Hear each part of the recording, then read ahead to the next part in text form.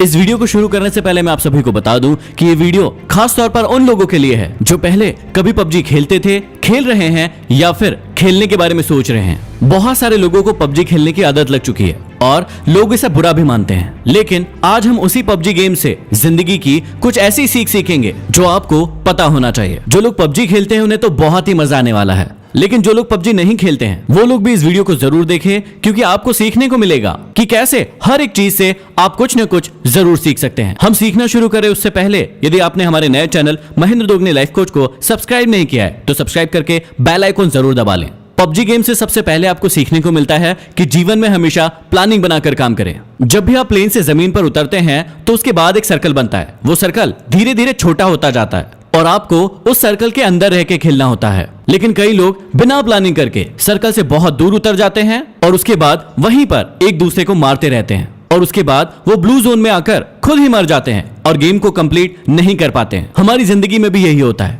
हम लक्ष्य कुछ और बनाते हैं और किसी और चक्कर में पड़ जाते हैं। इसलिए हमेशा याद रखिए, अपने सर्कल पर ध्यान दीजिए और उस सर्कल की ओर आगे बढ़ते रहिए। दूसरी चीज जो हमें सीखना चाहिए वो है कि भेड़ चाल ना चलें। जब भी हम प्लेन से उतरते हैं तो बहुत सारे लोग ऐसी जगह पर उतरते हैं जहां पर पहले से बहुत सारे लोग उतर रहे हैं। इसका मतलब हम भेड़ चाल चलते हैं और भीड़ का हिस्सा बन जाते हैं और फिर ज्यादा देर तक सरवाइव नहीं कर पाते। हमारी असल जिंदगी में भी यही होता है। हम सफल लोगों को देखते हैं कि वो क्या कर रहे हैं और उन्हीं के जैसे करने की, उन्हीं के जैसे बनने की पूरी कोशिश करते हैं और अपनी पसंद और नापसंद को कभी भी ध्यान में नहीं रखते हैं। इसलिए हमेशा याद रखें कि भेड़ चाल का हिस्सा ना बने, नहीं तो आप ज्यादा देर सरवाइव नहीं कर पाओगे। अगली सीख जो हमें पबजी से सीखने को मिलती है कि जीवन में हमेशा जरूरी सामान को ही साथ में रखें और फालतू के कचरे को इकट्ठा ना करें। जब भी प्लेन से उतरते हैं कई लोगों को आपने देखा होगा कि सिर्फ वो सामान इकट्ठा करने में लग जाते हैं। जो भी चीज उन्हें सामने दिखती है वो उसे फटाफट उठाने लगते हैं। वो ये नहीं देखते कि कौन सी चीज जरूरी है और कौन सी चीज जरूरी नहीं है। कभी कभी तो लोग ऐसा भी करते हैं कि बंदूक कोई और उठा ली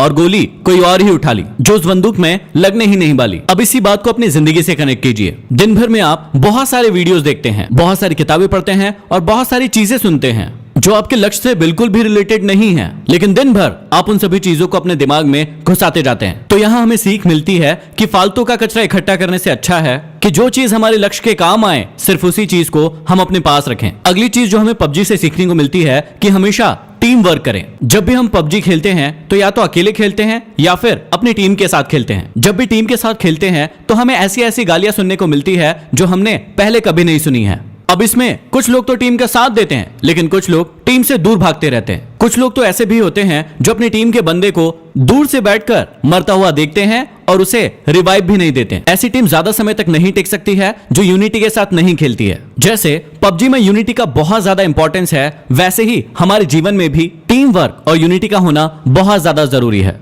नहीं तो कौन व्यक्ति आकर आपको कम मार जाएगा आपको पता भी नहीं चलेगा। अगली चीज जो हमें सीखने को मिलती है कि हमेशा कमजोर साथी को साथ लेकर चले। जब भी हम पबजी खेलते हैं तो हमारे साथ कोई ना कोई व्यक्ति ऐसा जरूर जुड़ जाता है जो नया होता है और जिसे ज्यादा खेलना नहीं आता है, लेकिन हम उसका मजाक उड़ाते हैं। कभी कभी तो ऐसा भी होता है कि यदि आप 3 लोग खेल रहे हैं और 2 व्यक्ति वाली कोई कार मिली तो 2 व्यक्ति बैठकर उस पर निकल लेते हैं और एक व्यक्ति को पीछे ही छोड़ देते हैं। ना तो आपको पबजी गेम में ऐसा करना चाहिए और ना ही आपको अपने जीवन में ऐसा करना चाहिए। जो भी लोग कमजोर है उन्हें हमेशा अपने साथ लेकर आगे बढ़ना चाहिए। अगली सीख जो आप सभी के लिए बहुत ही ज्यादा इंपॉर्टेंट है, ज्यादा साधन जुटाने की अपेक्षा जो साधन आपके पास है उसमें बेहतर परफॉर्म करने की कोशिश करें। पबजी खेलते समय आपने एक बात बहुत नोटिस की होगी कि कुछ लोग ऐसे होते हैं जो सिर्फ सामान ढूंढते रहते हैं। उनका गेम पर ध्यान बिल्कुल नहीं होता है। वो जहां जाते हैं सिर्फ और सिर्फ सामान ढूंढते रहते हैं। खेलने के लिए उनके पास बंदूक होती है, लेकिन वो पूरे टाइम 6 का और 8 का स्कोप ढूंढते रहते हैं। उनके पास स्कारल बंदूक होती है, लेकिन वो पूरे टाइम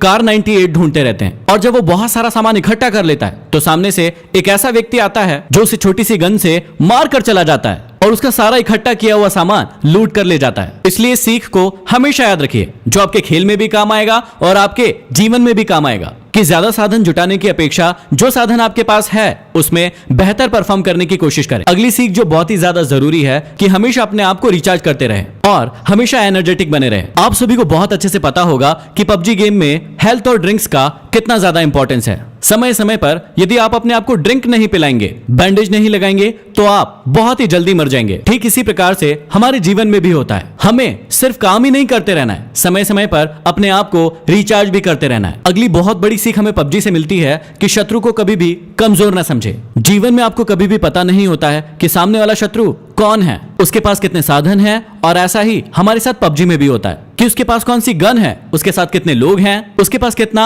हेल्थ है, ये आपको कभी भी पता नहीं होता है। इसलिए आप दबंग बन के उसके सामने छाती चौड़ी करके खड़े मत हो जाइए, क्योंकि कई बार ऐसा भी होता है कि एक नया खिलाड़ी भी एक प्रो खिलाड़ी को मार कर चला जाता है। कई बार हमारे जीवन में भी ऐसा ही होता है, हम अपने कॉम्पिटिटर को अपने से कमजोर मान लेते हैं, जो कि हमारी हार का बहुत बड़ा कारण होता है। इसलिए आप कभी भी शत्रु को कमजोर ना समझे। अगली सीख हमें मिलती है कि सही मौके का इंतजार करें। आप सभी ने बहुत अच्छे से सुना होगा कि मौके पर चौका लगाना, इसका मतलब होता है कि आप सभी को सही मौके का इंतजार करना है। कई लोगों को आपने पबजी गेम में देखा होगा कि वो खुलेआम घूमते रहते हैं और धड़ाधड़ गोलियां चलाते रहते हैं, लेकिन एक व्यक्ति दूर पर स्नाइपर लेकर बैठा होता है और एक ही शॉट में उस व्यक्ति को मार गिराता है। कई बार आपको लोग कहते होंगे कि छुपकर क्यों बैठा है, सामने आकर खेल, लेकिन कई बार छुपकर बैठना ही सही मौके का इंतजार करना होता है। इसलिए आप हमेशा जीवन में भी सही मौके का इंतजार करें और उसी के बाद एक्शन लें। और अगली जो सबसे बड़ी सीख है, जो जीवन का सत्य भी है, कि जब आप मरेंगे तो आपके अपने लोग ही आपके सामान को लूट कर ले जाएंगे। इसलिए जीते जी अपनी लाइफ को